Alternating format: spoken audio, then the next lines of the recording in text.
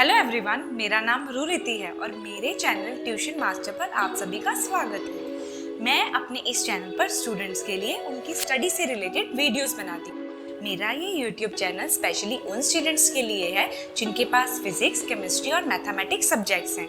मेरे इस चैनल पर स्टूडेंट्स को ट्यूशन जैसे ही बेनिफिट्स मिलते हैं, वो भी बिल्कुल फ्री में।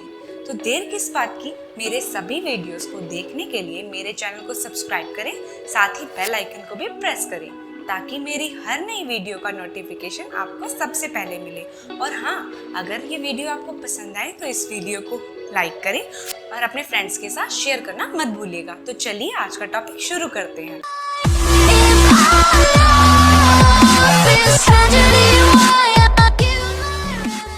तो स्टूडेंट्स, वेलकम है आपका मेरी मिक्सचर की पार्ट 2 की वीडियो में।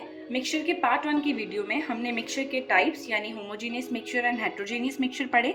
उसके बाद हमने सेपरेशन ऑफ मिक्सचर्स को पढ़ा, जिसमें हमने sublimation, filtration, evaporation, crystallisation and distillation तक कंप्लीट किया। आज इसकी सेकंड पार्ट की वीडियो में हम कुछ और इसके सेपरेशन के पार्ट्स जो है वो डिस्कस करेंगे। उसके बाद change in states of matter को डिस्कस करेंगे। तो चलिए आज का टॉपिक शुरू करते हैं, जो कि है फ्रैक्शनल डिस्टिलाइजेशन से। ओके, तो सबसे पहले इसकी डेफिनेशन देखते हैं। This process is similar to the distillation process except that fractionating column is used to separate two or more volatile liquid which have different boiling points। ये प्रोसेस डिस्टिलाइजेशन की प्रोसेस की बिल्कुल सिमिलर ही है, लेकिन इसमें सिर्फ इतना सा एक फ़र्क है कि इसमें एक फ्रैक्शनेटिंग करने के लिए कॉलम होता है हमारे पास, जिसमें 2 या 2 से ज़्यादा हम वॉलेटाइल लिक्विड्स को रख सकते हैं सेपरेट करने के लिए, जिनके डिफरेंट बॉइलिंग पॉइंट्स होंगे। ठीक है, अब सबसे पहला एग्जाम्पल इसमें ये होता है हमारे पास मिथाइल अल्कोहल और एसीटोन। मिथाइल अल्कोहल का बॉइलिंग पॉइंट होता है हमारे पास 338 केल्विन एंड एसीटोन का बॉइलिंग पॉइंट होता है 329 केल्विन। इन दोनों को सेपरेट किया जा सकता है फ्रैक्शनल डिस्टिलाइजेशन की प्रोसेस से। ठीक है, डिस्टिलाइजेशन और फ्रैक्शनल डिस्टिलाइजेशन में क्या फ़र्क है?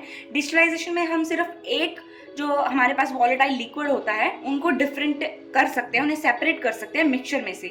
इसमें हम 2 या 2 से ज़्यादा वॉलेटाइल लिक्विड्स को अलग कर सकते हैं उनके मिक्सचर में से। ओके, तो इसका प्रोसेस कुछ इस तरह से होता है, जैसे यहाँ पे हमारे पास राउंड बॉटम फ्लास्क होती है और बर्नर से हम इसे बर्न करते हैं। इनके डिफरेंट डिफरेंट बॉइलिंग पॉइंट्स होते हैं और यहाँ पे एक फ्रैक्शनेटिंग कॉलम होती है जहाँ पे अलग दूसरा वाला जो लिक्विड होता है, यानी जो एक या एक से ज़्यादा लिक्विड होता है, वो रखा जाता है, जिसके डिफरेंट बॉइलिंग पॉइंट्स होते हैं। उसके बाद वो यहाँ पे कंडेंसर के थ्रू कूल होता है। हमने कंडेंसेशन को पढ़ा था, कूल होता है। उसके बाद यहाँ पे जो प्योर लिक्विड या जो हमें चाहिए होता है लिक्विड, वो हमें यहाँ मिल जाता है। ठीक है, तो फ्रैक्शनल डिस्टिलाइजेशन में हम फ्रैक्शनेटिंग कॉलम का यूज करते हैं, इस वजह से उसका नाम फ्रैक्शनल डिस्टिलाइजेशन है। उसमें 2 या 2 से ज्यादा वॉलेटाइल लिक्विड्स को हम डिफरेंट बॉइलिंग, जिनके डिफरेंट बॉइलिंग पॉइंट्स हैं, उनको यूज कर सकते हैं। ठीक है, तो इसका नेक्स्ट टॉपिक हमारे पास है, वो है chromatography. It is a very interesting topic in the process of separating mixtures। ठीक है, तो पहले इसकी डेफिनेशन पढ़ते हैं। Chromatography is the process for separating components of a mixture. Chromatography एक ऐसी प्रोसेस है जिसमें हम कंपोनेंट्स ऑफ मिक्सचर को सेपरेट करते हैं। ठीक है, to get this process started, the mixture is dissolved in a substance called the mobile phase, which carries it through the second substance called stationary phase। Okay, chromatography एक ऐसी process है जिसमें components of mixture को separate किया जाता है। इस process को स्टार्ट करने के लिए हमें मिक्सचर को डिसॉल्व करना होता है। मिक्सचर जिसमें डिसॉल्व होता है उसे हम बोलते हैं मोबाइल फेज, और जो उस सेकेंड सब्सटेंस को कैरी करता है उसे हम उस फेज को हम बोलते हैं स्टेशनरी फेज। ठीक है, the different components of this mixture travel through stationary phase at different speeds. हर कोई कंपोनेंट जो मिक्सचर में प्रेजेंट है वो स्टेशनरी फेज को डिफरेंट स्पीड्स पे ट्रैवल करेगा। ठीक है, causing them to separate from one another. इस तरह से हम एक दूसरे दोनों में से अलग अलग तरह से उन्हें सेपरेट कर पाएंगे। ठीक है, the nature of the specific mobile and stationary phases determines which substances travel more quickly और स्लोली। इस नेचर से हमें स्पेसिफिक क्या पता लगता है कि जो स्टेशनरी फेसेस में जो भी सब्सटेंसेस हमारे कंपोनेंट्स जो मिक्सचर में प्रेजेंट हैं वो कितनी तेजी से, या कौन सा जो सब्सटेंस है वो ज़्यादा तेजी से ट्रैवल कर रहा है और कौन सा सब्सटेंस है जो स्लोली ट्रैवल कर रहा है। ठीक है, इस तरह से हम उन दोनों में डिफरेंशिएट कर सकते हैं and this is how they are separated. इस तरह से हम उन दोनों सब्सटेंसेस को सेपरेट कर सकते हैं। ठीक है, these different travel times are termed as retention times. Okay, इन डिफरेंट टाइम्स को हम क्या बोलते हैं? Retention time. ओके, इसका एक एग्जांपल मैं आपको दिखाती हूँ। टाइप्स ऑफ क्रोमेटोग्राफी भी है हमारे पास।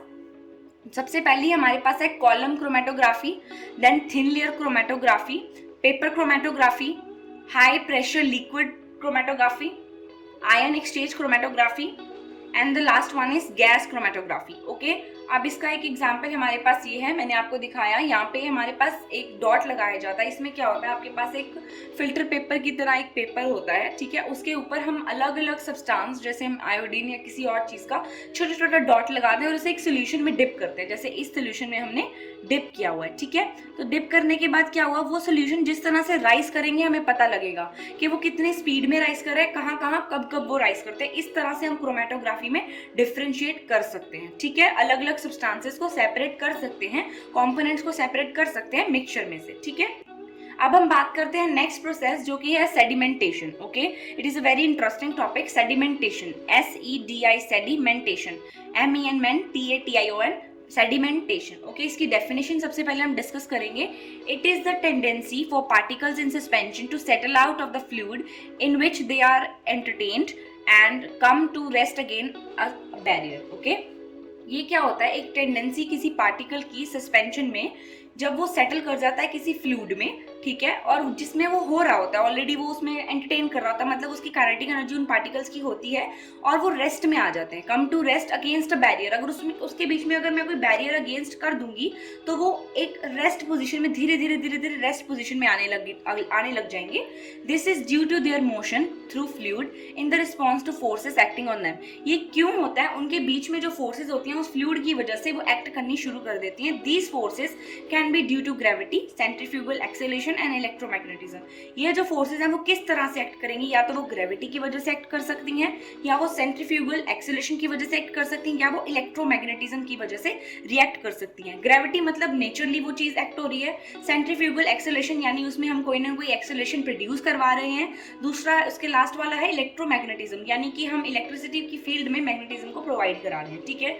इस तरह से हम जो सस्पेंशन, जो पार्टिकल्स हमारे पास सस्पेंशन में है, उन्हें सेटल डाउन करके उन्हें एक बैरियर के अगेंस्ट रख के हम मिक्सचर को, जो दो कंपोनेंट्स हैं उनको अलग अलग कर सकते हैं। जैसे ये सामने आपको इस डायग्राम में मैंने दिखाया कि जो पार्टिकल्स हैं पहले वो फ्रीली मूव कर रहे थे, उनकी काइनेटिक एनर्जी थी जिसमें वो मूव कर रहे थे। धीरे धीरे देखिए काइनेटिक एनर्जी धीरे धीरे वो सेटल डाउन हो रहे हैं नीचे। धीरे धीरे जैसे जैसे वो सेटल डाउन हो जाएंगे, इस तरह से उनके, अगर हम उनके पास एक बैरियर अरेंज कर देंगे तो उस बैरियर से हमें प्योरिटी मिलेगी, यानी कि उस बैरियर के अगेंस्ट जो सब्सटेंस हमारे पास आएगा वो प्योर होगा, या जो हमें चाहिए होगा वो होगा, वो कंपोनेंट्स मिक्सचर में से अलग हो जाएंगे इस तरह से, ठीक है। तो इस प्रोसेस को हम बोलते हैं सेडिमेंटेशन, ठीक है। अब इसकी नेक्स्ट प्रोसेस हमारे पास आती है डिकेंटेशन। ओके, डिकेंटेशन की डेफिनेशन क्या है, it is the process for separation of mixture of immiscible liquids or of a liquid and a solid mixture such as suspension. ये हमें इमिसिबल लिक्विड्स की सेपरेशन में काम आती है, सॉलिड्स की एंड लिक्विड्स की सेपरेशन में काम आती है। The layer closer to the top of the container, the lesser dense the two liquids or the liquids from which the participate or the sediment has settle out is poured off, okay, leaving the other components or other most dense liquid of the mixture behind। क्या करते हैं इसमें हम, जैसे दो liquids लिए हमारे पास, mixtures है हमारे पास, हम जब उसको अलग अलग टेम्परेचर्स पे हीट करते हैं, अलग अलग उस पर क्वेश्चंस लगाते हैं, उस पर अलग अलग टेम्परेचर अलाउ करते हैं, तो उसमें क्या होता है, जो दो लिक्विड्स होते हैं उनकी जिसकी डेंस ज़्यादा डेंस होगा जो लिक्विड, वो जो है वो धीरे धीरे सेटल डाउन हो जाएगा नीचे, और जो लेस डेंस होगा वो क्या होगा, उसको हम किसी बैरियर के थ्रू या किसी चीज के थ्रू उसे बाहर निकाल देंगे, इज पोर्ड ऑफ। जो सेटल डाउन हो जाएगा, सेंटीमेंट या प्रेसिपिटेट जो नीचे सेटल डाउन हो जाएगा, वो हमारे पास अलग से सब्सटेंस रह जाएगा। लेस डेंस वाला जो लिक्विड है वो बाहर पोर ऑफ कर दिया जाएगा, जैसे कि इस डायग्राम में आपको दिखाया गया है। देखिए जो हमारे पास लिक्विड और सेडिमेंट मिक्स्ड थे, अब वो क्या हुआ, जो मोर डेंस लिक्विड था या जो मोर डेंस सब्सटेंस हमारे पास अंदर मिक्सचर में मौजूद था, वो सेडिमेंट के रूप में यही रह गया, ठीक है, वो नीचे नीचे इसके अंदर ही रह गया, ठीक है। और जो लेस डेंस लिक्विड था उसको हमने ग्लास रोड की हेल्प से डिकेंट कर दिया, मतलब बाहर पोर ऑफ कर दिया किसी दूसरे में, ये क्लियर वाटर आ गया और हमारे पास यहाँ पे सेडिमेंट बच गया। इस प्रोसेस को हम बोलते हैं डिकेंटेशन, ठीक है। इस प्रोसेस को हम क्या बोलते हैं, डिकेंटेशन। सेडिमेंटेशन की प्रोसेस में हम पोर ऑफ नहीं करते हैं, हम सिर्फ उसे वहां पे अलग कर देते हैं, ठीक है। अब इसमें क्या है, वो अलग किया जा रहा है, सेडिमेंट वहां रह गया है, जो सब्सटेंस हमें चाहिए, जो प्रेसिपिटेट हमें चाहिए, आप इसे सेडिमेंट भी बोल सकते हैं और प्रेसिपिटेट भी बोल सकते हैं किसी लिक्विड का, जो हमें चाहिए वो नीचे सेटल डाउन हो गया, जो लेस डेंस जो लिक्विड है उसे हमने पोर ऑफ कर दिया, ठीक है। अब नेक्स्ट इसमें प्रोसेस हमारे पास हम पढ़ेंगे वो है चेंज इन स्टेट। सबसे इंटरेस्टिंग इसमें चेंज इन स्टेट्स हैं, जो मैटर की अलग अलग चेंजेस होती हैं स्टेट में, उसमें हम डिस्कस करेंगे melting point, boiling point, freezing point, evaporation, vapour pressure and condensation. तो सबसे पहले हम शुरू करते हैं मेल्टिंग पॉइंट से। ओके, हम मेल्टिंग पॉइंट की डेफिनेशन पढ़ते हैं। The constant temperature at which a solid becomes liquid upon absorbing heat under a normal pressure is called melting point. ऐसा कांस्टेंट टेम्परेचर जिसमें एक जो सॉलिड है वो लिक्विड बनने लग जाता है हीट को अब्सॉर्ब करके, उसे हम बोलते हैं melting point of a solid. Very easy कि मेल्टिंग पॉइंट क्या है, जब एक कांस्टेंट टेम्परेचर पे कोई भी सॉलिड जो है वो लिक्विड बनना शुरू कर देता है हीट को एब्जॉर्ब करके नॉर्मल प्रेशर के अंडर, उस पर कोई एक्सर्ट प्रेशर नहीं किया जा रहा है, उसे हम बोलते हैं melting point of that liquid. Okay, जैसे इसमें एग्जांपल है आइस मेल्ट हो रही है, आपको दिख रही है, ठीक है, तो आइस का मेल्टिंग पॉइंट होता है 0 degree Celsius. Okay, 0 degree Celsius ice का मेल्टिंग पॉइंट होता है, ठीक है। तो इसमें क्या हो रहा है, आइस जो सॉलिड की फॉर्म में है वो लिक्विड बन रही है हीट को एब्जॉर्ब करके, लेकिन इसके ऊपर हम कोई प्रेशर नहीं लगा रहे, ये नॉर्मल प्रेशर के अंडर हो रहा है, इसे हम बोलते हैं melting point of that solid. यानी आइस का अगर मेल्टिंग पॉइंट बोलूं तो 0 डिग्री सेल्सियस। अब नेक्स्ट बात करते हैं हम बॉइलिंग पॉइंट के ऊपर। The boiling point of a substance is the temperature at which the vapor pressure of a liquid equals to the pressure surrounding the liquids and the liquid changes into vapor. सबसे पहले boiling point ऐसा temperature होता है जहाँ पे जो vapour of pressure है और लिक्विड का जो प्रेशर है, ठीक है, वो दोनों आपस में इक्वल हो जाते हैं, ठीक है। सराउंडिंग का जो प्रेशर होता है उसके इक्वल हो जाती है, ठीक है। सबसे पहले आपको क्या समझना पड़ेगा कि वेपर प्रेशर ऑफ लिक्विड किसके इक्वल हो जाता है, प्रेशर सराउंडिंग द लिक्विड्स, ठीक है, और वो लिक्विड जो है वो वेपर में चेंज हो जाता है। जैसे हमारे पास एक एग्जांपल होता है बॉइलिंग वाटर का, ठीक है, यहाँ पे बॉइल हो रहा है वाटर, वाटर का जो बॉइलिंग पॉइंट है वो है 100 डिग्री सेल्सियस। ओके, इस 100 डिग्री सेल्सियस पे जो वाटर का वेपर प्रेशर है वो इक्वल किसके हो जाता है, pressure surrounding the water. Okay, surrounding the water में जो प्रेशर है उसके, इस तरह से जो लिक्विड है वो किस में चेंज हो जाता है, वेपर स्टेट में चेंज हो जाता है, ठीक है। अब हम नेक्स्ट बात करते हैं थर्ड इसकी, वो है फ्रीजिंग पॉइंट। अब फ्रीजिंग पॉइंट क्या है, temperature at which liquid becomes a solid. ऐसा टेम्परेचर जिसमें जो एक लिक्विड है वो सॉलिड बन जाए। As with the melting point increased pressure usually raise the freezing point. Melting point की तरह अगर हम प्रेशर को इंक्रीज करेंगे तो वो फ्रीजिंग पॉइंट को रेज करेगा, बढ़ाएगा उस चीज को, ठीक है। The freezing point is lower than the melting point in the case of mixtures.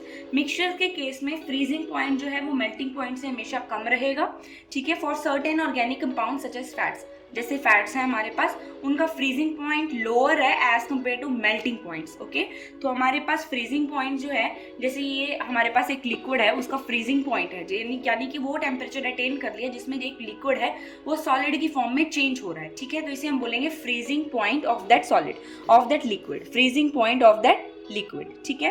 अब हम बात करते हैं इसकी अगली टॉपिक की, जो कि है हमारे पास evaporation. The process of conversion of liquid into vapours at room temperature is called evaporation. Evaporation क्या होती है, वो प्रोसेस जिसमें लिक्विड जो है वो वेपर की स्टेट में चला जाता है लेकिन eight room temperature, eight room temperature, ठीक है। इवेपोरेशन कॉजेज कूलिंग, इवेपोरेशन की वजह से कूलिंग होती है हमारे पास। और इसका एक एग्जाम्पल मैंने आपको बताया था कि ड्यूरिंग समर वाटर जो है वो हम अर्थन पॉट्स में यानी मिट्टी के घड़ों में रखते हैं और वो ठंडा हो जाता है बिकॉज ऑफ दिस प्रोसेस। यानी कि जो लिक्विड है वो वेपर की स्टेट में चेंज हो रहा है लेकिन किस में, रूम टेम्परेचर में, उसमें कोई हम हीट नहीं कर रहे हैं, ठीक है, उसको हीट नहीं कर रहे हैं। हीट करेंगे तो वो बॉइलिंग पॉइंट बन जाएगा, ठीक है, लेकिन हम उसे हीट नहीं कर रहे हैं, वो रूम टेम्परेचर पे ही लिक्विड से वेपर में चेंज हो रहा है। इस तरह से इवेपोरेशन जो है वो कूलिंग प्रोड्यूस करता है, ठीक है। जैसे इसका एग्जांपल है, एक आइस मेल्ट हो रही है, वो लिक्विड से सॉलिड से लिक्विड स्टेट में जा रही है और लिक्विड से वो वेपर स्टेट में जा रही है। आसपास का जो माहौल है उसका वो क्या हो रहा है, कूल हो रहा है इस वजह से, क्योंकि वो रूम टेम्परेचर पे हो रहा है। ये सब हम कोई हीट नहीं दे रहे हैं, सन नॉर्मल है, सन कोई इतना धूप नहीं कर रहा है उसके, वो रूम टेम्परेचर के अकॉर्डिंगली वेपर को चेंज कर रहे हैं, ठीक है। अब हम नेक्स्ट टॉपिक इसमें डिस्कस करते हैं, वो है वेपर प्रेशर। ओके, अब वेपर प्रेशर क्या होता है, the pressure exerted by the vapours of liquid in equilibrium. ऐसा प्रेशर जो वेपर्स ऑफ लिक्विड इक्विलिब्रियम में आने के लिए with the liquid at a given temperature is called vapour pressure.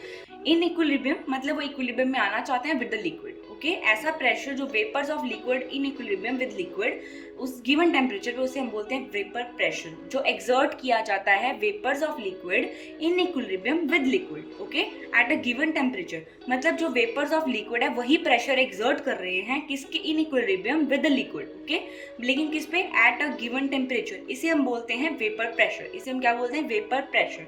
Vapour pressure of liquid increases with increasing temperature. Vapour pressure of liquid increase करता आता है with increase in temperature. Of course ही बात है, अगर इक्विलिब्रियम में वो आ रहे हैं तो गिवन टेम्परेचर पे आ रहे हैं। अगर हम टेम्परेचर को इंक्रीज करेंगे तो वेपर प्रेशर इन लिक्विड भी इंक्रीज हो जाएगा ऑटोमेटिकली। ठीक है, अब हम बात करते हैं, जैसे मैंने आपको यहाँ वेपर प्रेशर दिखाया, देखिए जो ये नीचे नीचे कॉन्स्टिट्यूएंट्स है ये धीरे धीरे इक्विलिब्रियम में आना चाह रहे हैं, लेकिन इक्विलिब्रियम में आने के लिए क्या कर रहे हैं, प्रेशर एक्सर्ट कर रहे हैं। किस पे, लिक्विड के अंदर रह के ही तो प्रेशर एक्सर्ट कर रहे हैं, लेकिन किस पे कर रहे हैं, गिवन टेम्परेचर पे, आप रूम टेम्परेचर पे कर लो। ठीक है, तो इसमें क्या हो रहा है, इसे हम बोलते हैं वेपर प्रेशर। जो प्रेशर वो एक्सर्ट कर रहे हैं लिक्विड के अंदर ही इक्विलिब्रियम में आने के लिए, ठीक है, उसे हम बोलते हैं वेपर प्रेशर। किसके द्वारा किया जा रहा है, वेपर्स ऑफ लिक्विड के द्वारा। ठीक है, अब हम बात करते हैं इसका लास्ट टॉपिक जो हमारे पास है वो है condensation. Okay, it is the process of change of substance from its gaseous to liquid state at at particular temperature.